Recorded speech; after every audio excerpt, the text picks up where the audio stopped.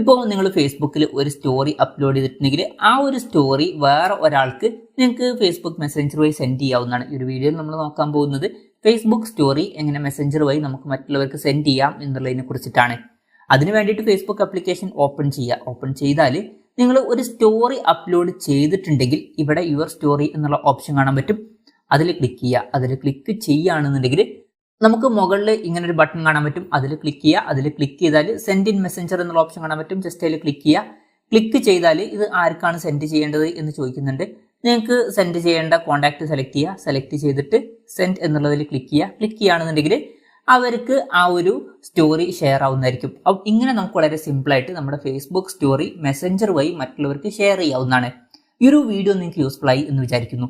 എന്തായാലും ഈ ഒരു വീഡിയോ പറ്റിയിട്ടുള്ള നിങ്ങളുടെ ജെന്യുവൻ ആയിട്ടുള്ള അഭിപ്രായം ജസ്റ്റ് ഒന്ന് കമന്റ് ചെയ്യുക. അതുപോലെ തന്നെ ഇതുപോലുള്ള വീഡിയോസ് ഇനിയും കാണാൻ താല്പര്യമുണ്ടെന്നുണ്ടെങ്കിൽ ഈ ചാനൽ സബ്സ്ക്രൈബ് ചെയ്യാവുന്നതാണ്.